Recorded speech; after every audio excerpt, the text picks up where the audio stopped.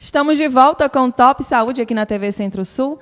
E quem nos faz companhia mais uma vez é a doutora Bárbara Rodrigues, nutricionista. E vamos dar continuidade àquele assunto que eu falei para vocês no final do bloco passado, né? Que é a alimentação das crianças. A gente começou lá do aleitamento materno ainda, quando o bebê nasce, a importância do aleitamento, e já estamos na fase da criancinha maior, doutora Bárbara. Bom dia, seja bem-vinda mais uma vez. Bom dia, eu quero agradecer o convite, é sempre um prazer estar aqui. E estamos terminando essa série, né, de muitas perguntas e muita informação, desde o aleitamento materno até a alimentação das crianças, na expectativa de que novos temas, os próximos temas, sejam tão interessantes quanto. A gente falou muito sobre o que pode e o que não pode. Agora, eu queria saber quão difícil, porque, na verdade, existem os pais que vão abrindo mão de algumas coisas, vão permitindo outras e depois perde o controle, digamos assim. E quão difícil é fazer uma reeducação alimentar numa criança, doutora Bárbara? Assim, hoje nós temos um número crescente de obesidade infantil, né? E a obesidade infantil nada mais é do que o consumo exacerbado de nutrientes e calorias, além do gasto dessas crianças. E as crianças, elas têm sim uma grande atração por alimentos muito açucarados, por alimentos gordurosos, por alimentos pouco nutritivos, que são pobres em nutrientes. Então, é muito difícil os pais conseguirem, geralmente, seguir rigorosamente o controle dessa alimentação das crianças. O que é importante lembrar? Que o que adoece são os excessos. Então, se os pais não se sentirem preparados para negar, para regrar, para realmente controlar, é importante nunca oferecer. Se você sente que você tem o controle da situação, que você pode oferecer algumas vezes e que isso não vai se tornar rotina, se você tiver sabedoria para educar nesse momento, não há problema.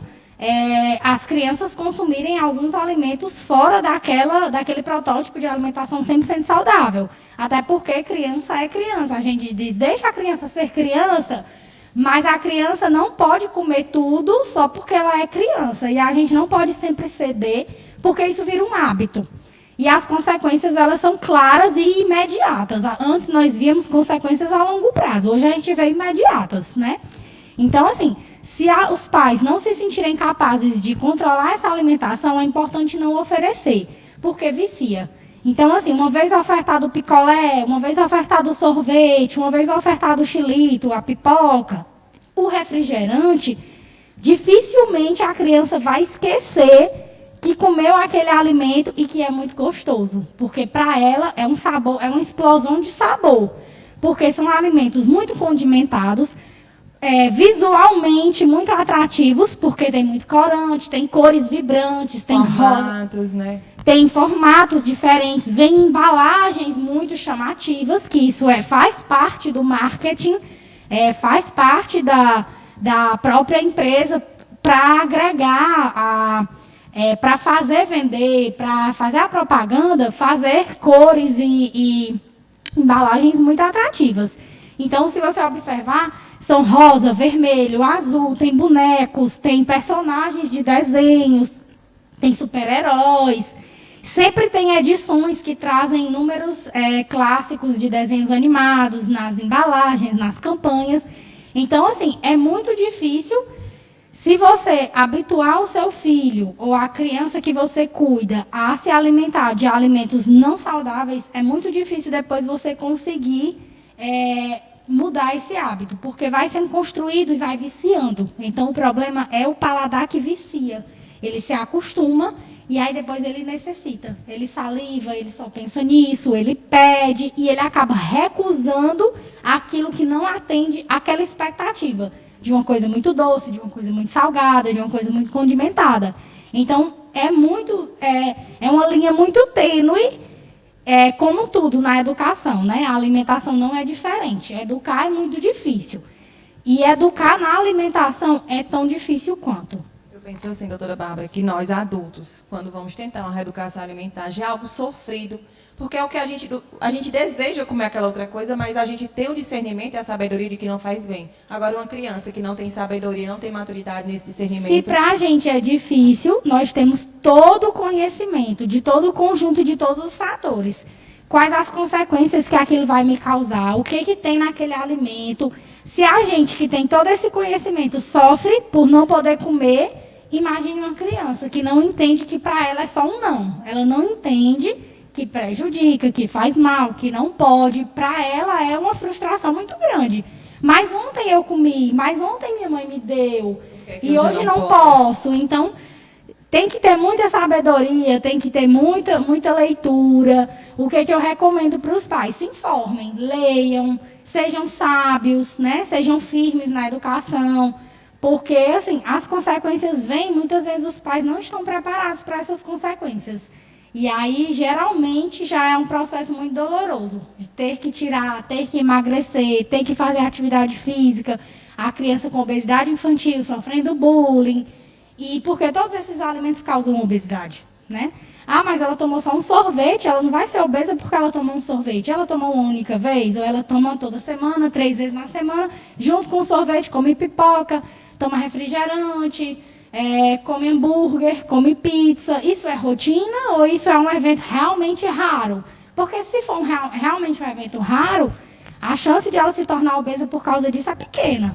Mas, em geral, são frequentes. É dia a dia. Então, é preciso realmente ter esse discernimento, né? Eu consigo ponderar, senão é melhor não oferecer. Isso. E existe uma forma mais fácil, pelo menos menos sofrida, de inserir esses alimentos adequados, os alimentos saudáveis na rotina das crianças? A primeira dica mais importante, a melhor forma de eu oferecer qualquer coisa para os meus filhos, para as minhas crianças que eu educo, que eu crio, é dar o exemplo. Se eu consumo, as crianças que estão convivendo comigo, elas já têm um incentivo, elas já são educadas e condicionadas a entender que aquilo é bom, faz bem, é importante comer. Eles são ótimos imitadores, né? Eles imitam. Nós somos espelhos, né? Para todas as pessoas que convivem à nossa volta, nós somos espelhos, porque as pessoas costumam se adaptar ao ambiente em que elas vivem. Então, se os pais comem, há uma tendência e uma chance muito grande que os filhos comam. É óbvio que cada criança vai desenvolver seu próprio paladar. A gente não pode querer que todos os filhos sejam iguais aos pais e comam tudo que os pais comem. Porque realmente existe um pouquinho da seletividade alimentar que a gente falou. Mas, em geral, são poucos alimentos. Não são todos. Meu filho não come nenhuma verdura. É estranho. Nenhuma verdura. Eu acho muito normal quando eu recebo e diz assim, meu filho não come cenoura. Ok, cenoura, ninguém é obrigado a gostar de cenoura. Mas ele come beterraba, chuchu, repolho, brócolis. Ah, que maravilha. Então, realmente, o paladar dele não se adaptou à cenoura. Compreendo. Mas ele não come nada? Nunca comeu nada? Quando você não conseguiu inserir? Você deu exemplo, você comia, tentou fazer de outras formas, cozido, assado, refogado, cru, misturado na carne, misturado no macarrão. Como foi ofertado? Então, em primeiro lugar, dá o exemplo, né? Em segundo lugar, tentar mudar as formas de preparação. E não colocar em grandes quantidades, forçar que a criança consuma muito como você consome, porque o estômago dela é pequenininho, o paladar dela é mais peculiar. Então, vamos inserir aos pouquinhos. Todo dia um legumezinho diferente, depois coloca 2, depois 3, sempre em quantidade reduzida. Faz daquele momento um momento mais alegre, sem ser aquela coisa pesada, de você tem que comer, senão você vai apanhar, senão você vai ficar de castigo, senão você não vai para a rua brincar. Já gera traumas. Gera traumas. Então, vamos tentar educar de uma forma que a criança traga a alimentação não como um ato assim, de sofrimento, como um ato de prazer, que é o que a gente sente hoje quando a gente come bem, quando a gente come comida de verdade, que a gente se sente bem. As crianças também precisam ter essa sensação. Tu falou aí da seletividade. A minha filha come acredito quase de tudo, né? Ela não gosta de piqui, de jeito nenhum. Lá em casa todo mundo adora piqui. E um dia eu botei feijão com piqui para ela, só que só tinha aquele sabor. Ela disse, mamãe, essa comida tá um pouco estranha. Tá um pouco estranha. Eu digo, tá não, menina, come, não tem nada não. comeu. Mamãe, eu tenho certeza que ela tá estranha. Ela tá estranha, para não dizer assim, mãe, eu não gosto desse gosto. Comeu, mas ela achou estranha. Então, assim, piqui, ok. Piqui realmente é um alimento exótico, tem um gosto muito forte. Tem inúmeros adultos que não gostam de piqui, é normal. Mas a criança não come nada, não gosta de nada. Não come arroz com carne? Tá difícil. Difícil de criar. É muito estranho, é muito complicado. Doutora Bárbara, tenho certeza que chega muito lá no consultório. Doutora, me dê dica de lanche. Lanche para a escola, lanche para comer em casa, um lanche saudável. Me diga aí, me dê umas dicas. Nos dê umas dicas. Hoje as pessoas têm pouco tempo. Eu super compreendo que a maior parte das mães trabalham e não tem como se dedicar tanto à alimentação dos filhos, né? Mas a gente tem muitas receitas práticas. A gente tem receitas de crepioca, a gente tem receitas de omelete, a gente tem receitas de bolo, de vitaminas, de sucos diferentes, de cookies, de biscoitos. Coisas muito atrativas para as crianças. Criança adora bolo, adora biscoito, adora cookie. E também saudáveis. Receitas sem farinha de trigo, receitas que usam frutas, como banana, usam cereais como aveia. Então, assim, a gente tem muitas receitas legais que a gente pode fazer hoje, que não utilizam tantos produtos químicos e que agradam o paladar das crianças. Eu entendo, eu super compreendo a questão do tempo. Realmente, tem mães que não têm como fazer a alimentação das crianças, precisam entregar a outras pessoas. Mas o que é importante quando não é você que oferta a alimentação para o seu filho? Conversar com quem oferta. Ensinar, explicar a importância de a pessoa que está cuidando da alimentação se dedicar a alimentar bem o seu filho. Porque ali é um hábito, é um costume, é uma rotina que ele vai levar para a vida toda. Então, ali ele está formando a personalidade dele. Então, se a pessoa que está se dedicando a isso não contribuir de forma positiva, dificulta lá na frente. Então, assim, os lanches saudáveis são muito importantes e a gente tem uma gama de opções. Tem frozen, tem sorvete saudável, tem coisas super atrativas, muito boas, muito legais e que praticamente não tem nenhum produto tão ruim. Que dá para fazer até no micro-ondas, né? Dá para fazer no micro-ondas. Para congelar. Pão de queijo, que é super rápido o preparo. Tem bolos de banana com aveia, com farinha de linhaça, farinha de castanha, que se torna muito doce, porque essas farinhas têm um adocicado já natural. A banana é uma fruta que tem um doce também já bem prevalente e que acaba favorecendo o paladar das crianças e fazendo elas gostarem. E tudo é um hábito. Se desde pequeno a gente começar a ofertar, a gente começar a tentar inserir, insistir, variar, a chance de que a criança coma é muito maior. A questão principal é inserir, né? Oferecer. Oferecer e começar a colocar na rotina. Doutora Bárbara, o que as mães devem observar nos rótulos dos alimentos que são comprados no supermercado? Uma das coisas que eu mais recomendo. Leiam o rótulo, leiam o rótulo, leiam o rótulo, para todo mundo, né? Então, assim, tem algumas regras gerais, né? Se você não é alérgico ou intolerante a nada, existem regras gerais para comprar alimento industrializado. Alimentos com menos sódio, alimentos com menos gordura trans, se possível, zero gordura trans, zero gordura, se possível, zero açúcar. Alimentos destituídos de lactose também são alimentos geralmente muito bons, porque eles têm destituição de lactose, eles têm destituição de gordura, têm destituição de inúmeros outros aditivos que podem causar alergia, porque já é um alimento próprio para alérgicos. E, principalmente, de um modo geral, evitar esses alimentos, né? Então, assim, o que você puder comprar natural, é melhor. Aumente a sua feira de fruta e diminua a sua feira do supermercado. E sempre que você conseguir, tente ler os rótulos. E, assim, tem coisas básicas. Sal, gordura, açúcar, são coisas básicas. São nutrientes, assim, que eles não nutrem, né? São substâncias que estão ali mascarando o alimento, porque eles trazem um sabor, são palatáveis, trazem um prazer, causam dependência, né, porque eles são muito saborosos e as pessoas ficam viciadas em comer aquilo, mas eles não trazem benefício nenhum. Então, assim, sempre que você pegar o rótulo de um alimento, veja se ele tem muita vitamina, veja se ele tem muito mineral, veja se ele tem muita proteína. Se você está fazendo uma reeducação alimentar e precisa perder peso, ele tem que ter menos calorias, ele não pode ser riquíssimo em calorias. E sempre o sódio, o açúcar, né? E há alguns aditivos químicos que você pode pesquisar na internet. Hoje a gente tem vastas plataformas que a gente coloca lá o nome do produto químico e aparece lá o que é, e as pessoas já conseguem entender se aquilo é bom ou não, porque a informação hoje está muito acessível. Verdade. Doutora Bárbara, uma pergunta bem importante que também eu acho que você escuta muito. Carne vermelha, ela é de fato importante e necessária na alimentação dessas crianças? Sim, a carne vermelha é uma importante fonte de proteína, é uma importante fonte de ferro, e ela realmente se faz importante na alimentação. Mas ela não é fundamental, essencial, e não só existe ela. Ela é importante, ela deve fazer parte do cardápio das crianças, mas a gente tem crianças que não gostam de carne vermelha, que recusam, que preferem frango, preferem peixe, e está tudo bem, não tem problema, a gente encontra outros alimentos que substituam a carne vermelha, e não vai ter prejuízo nenhum.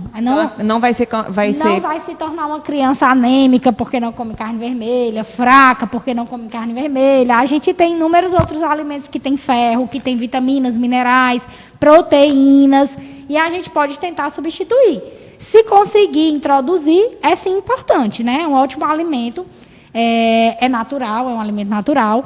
Quanto mais próximo você conseguir adquirir do boi, mais importante, né, assim, de açougue mesmo, evitar comprar de supermercado, uma carne embalada, que já passou pela indústria, que já está congelada, evite.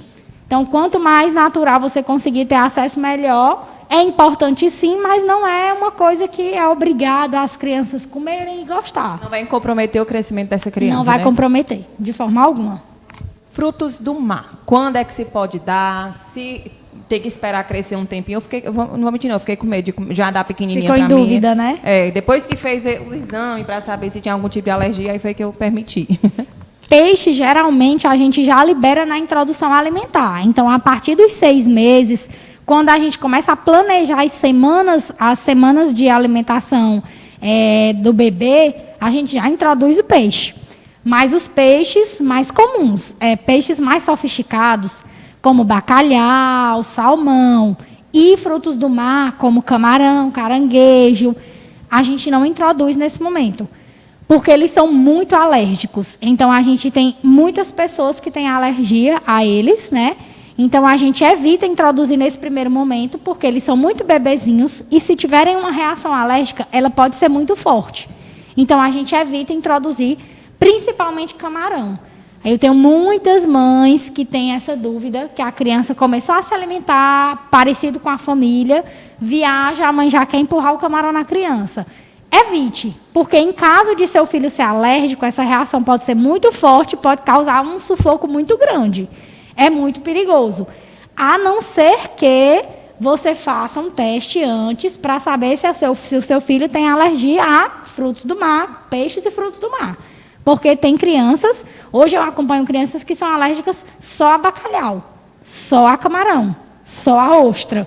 Então, tem algumas crianças que têm particularidades. Caso você não tenha acesso a fazer o exame antes disso, recomendo não oferecer, pelo menos até 1 ano e meio de idade. A partir de 1 ano e meio, 2 anos, que já é uma criança que já fala, já pode dizer o que está sentindo, você já consegue perceber reações com mais facilidade, ela já consegue se comunicar melhor, aí sim você oferta, sempre em pequena quantidade, né? E sempre observando os sintomas. Qualquer coisa diferente, beber bastante água, procurar o pediatra, se tiver reação alérgica muito forte, procurar o hospital. Mas sempre em pequenas quantidades, e evite o máximo de tempo que você puder por causa disso, porque são alimentos alérgicos. E em bebês, as alergias podem ser muito fortes e muito perigosas. Grave, né? Mas, assim, peixes como tilápia... Que são mais comuns, né? Peixes como pescada amarela, cavala, né? Esses peixes, assim, tambaqui, sardinha, atum. Esses peixes mais comuns, eles têm baixa possibilidade de desencadear alergia. Então, esses a gente já introduz. Com 6 meses, a gente já pode começar a colocar na alimentaçãozinha da criança para variar, né, para apresentar todos os alimentos para ela.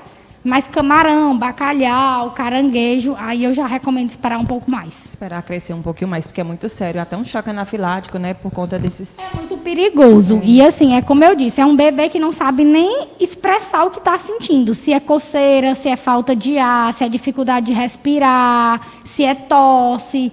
Então, assim, é muito complicado você ofertar uma coisa para um bebê, ofertar sabendo que pode dar a reação, que tem a chance de dar uma reação alérgica, e esse bebê não saber te dizer o que ele está sentindo. Quando for perceber, já está agravado, né? Já está sistêmico, né? Já está uma alergia, uma reação alérgica já generalizada. É verdade. E outra coisa, café. Café tem muita gente que não gosta, muito adulto que não gosta de café, mas tem criança que gosta de café. Quando é que a gente pode dar café? Pode deixar essas crianças tomarem? Qual é o problema do café? O café ele só tem um problema. O quê? Enérgico para as crianças. Ele é muito energético. Café, ele é muito energético. Ele pode causar insônia. Então, assim, crianças muito ativas, a gente geralmente manda os pais evitarem, porque... vai deixar aquela criança super ativa, né? Porque ele é realmente energético, ele é aquela coisa que dá força, né? Acorda, esperta. Então, crianças muito ativas, a gente evita ofertar café. Crianças, em geral, menos de 1 ano, eu não recomendo, tá? Crianças que não têm hiperatividade, a gente recomenda a partir de 1 ano, 1 ano e meio, sempre em pouquinhas quantidades, sempre misturado ao leite, nunca ofertar puro, né? Porque ele é mais forte, puro, a criança vai beber mais. Ele diluído no leite diminui essa energia que ele tem e acaba consumindo em menor quantidade. E a partir de 1 ano a gente pode ofertar, de preferência até o período da tarde. Também não ofertar café à noite, porque se à noite os adultos ficam com insônia e não dormem, imagina as crianças. É como se você estivesse dando um Red Bull para a criança. Então, você está dando um Red Bull... É o que um pai e uma mãe não quer à noite. Então, é tudo que os pais não precisam, é de uma criança ligada à noite. Certeza. Esperta e com insônia à noite. A minha pedia, quando era pequenininha, ela via todo mundo tomando, eu botava água, botava um pouquinho de café e botava mais água. É muito comum. Ou você faz mais fraco, ou você mistura com água, ou você mistura com leite, para tentar diluir um pouco mais. Mas não é prejudicial. O único problema realmente é ser energético. Só isso. Tem que ter sangue no olho para dar café para um menino pequeno. Ainda mais de noite, né? Como tem pai que diz, ele jantou café. Deus me... Eu acho muito corajoso. Você tem muita coragem de dar café de noite. Doutora Bárbara, agora falou sobre as frutas doces, sobre a troca dos alimentos, mas opções de sobremesas saudáveis. Porque toda criança gosta de doce. A gente gosta, uma criança também gosta, né? Quais são essas dicas? O que é que a gente pode substituir? O que é que a gente pode inserir? As melhores sobremesas para a gente introduzir, para a gente criar um hábito, são sobremesas de frutas, né? À base de frutas. A gente hoje pode fazer iogurte, pode fazer frozen, pode fazer sorvete, pode fazer picolé. Sobremesas geladas, elas têm uma grande aceitação das crianças. Então, picolé e sorvete é tipo recorde, né? É uma coisa que toda criança gosta. E a gente consegue fazer sorvete picolé hoje de leite condensado, semi-desnatado ou desnatado, leite desnatado, com ovos, se a criança não tiver nenhuma alergia também tudo bem. A gente consegue utilizar iogurte desnatado, a gente consegue utilizar fruta e a gente consegue não colocar açúcar. A gente consegue fazer inúmeras adaptações e desenvolver essas sobremesas. Então, sempre prefiro sobremesas de fruta, sempre prefiro sobremesas que utilizem coisas desnatadas, né? Naturais, sem açúcar, geladas, são muito boas. E se você precisar fazer um bolo com uma cobertura, sempre opte por um leite condensado semi-desnatado, que ele tem menos gordura, né? Sem açúcar. Chocolate 70%, né? Cacau. Acima de 50%, ele já tem menos açúcar. Abaixo disso, ele é praticamente só açúcar.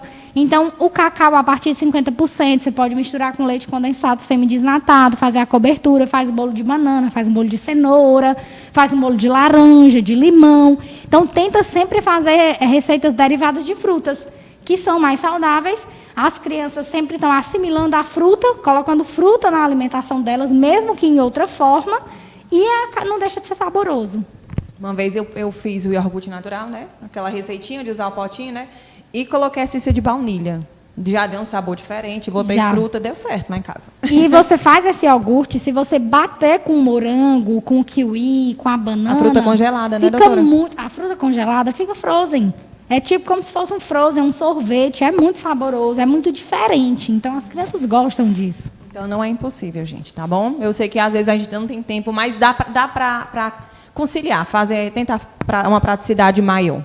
Tem os congelados, tem bolinhos... Já tem muita facilidade hoje, dá né? pra... A gente já consegue cortar e congelar, já consegue porcionar, já consegue comprar mais rápido, mais perto de casa. A gente já tem algumas facilidades que a gente consegue ofertar. Não é impossível. Doutora, nosso tempo está acabando. Vamos só quais as dicas que você pode dar para os pais sobre essa alimentação, para a gente encerrar essa série? Para encerrar a série, as recomendações principais que eu tenho a fazer para os pais. Primeiro, se informem, leiam, pesquisem, estudem, descubram novos alimentos, realmente estejam atualizados sobre o que é a Sociedade Brasileira de Pediatria, de Alimentação e Nutrição. Estão preconizando, estão dizendo que é bom, que mudou, o que surgiu de novo. Se esforcem, eu sei que a vida é muito corrida mesmo, eu ainda não tenho filhos, eu ainda não sei como é essa experiência, mas eu tenho relatos que parece que eu estou vivendo aquela realidade, eu já me sinto dentro da realidade de algumas mães e pais. Eu sei que é difícil ter tempo para se dedicar, mas assim, é importante. É uma coisa, é uma fase, é passageiro. Daqui a pouco o seu filho vai estar escolhendo o próprio alimento dele, ele mesmo vai comprar, ele mesmo vai fazer. Até que esse momento chegue, você é responsável por isso. Então, você tem que realmente ser responsável.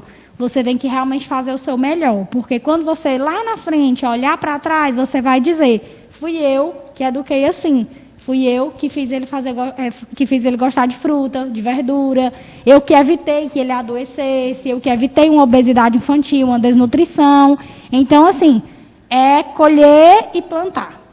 Isso mesmo, colher e plantar. E cabe a nós, adultos, que temos discernimento, que temos a sabedoria, que podemos fazer o melhor pelos nossos filhos, que a gente só quer o melhor, né? Quer o melhor. Então, não pode banalizar a alimentação, não, porque é uma coisa muito séria. Tá aí o arroba de doutora Bárbara, @Bárbara Bruna _Nutri. Quem quiser entrar em contato com ela, saber onde ela atende, tirar dúvidas, pode mandar mensagem, não pode, doutora? Pode mandar mensagem, manda direct, segue lá no Instagram, a gente está sempre fazendo posts legais sobre receitas, sobre temas relevantes, a gente tenta trazer as maiores dúvidas que eu tenho no consultório. Eu sempre me comunico com as meninas que cuidam das minhas redes sociais para a gente estar jogando lá de informação para o público as coisas mais frequentes, porque de repente eu chego no problema de alguém que não foi ainda até mim, e aí a pessoa já se informa mais, a pessoa já fica mais esclarecido, já fica mais consciente. E é isso que a gente quer, né? Trazer informação de qualidade. Com certeza. E informação de qualidade com uma profissional de qualidade.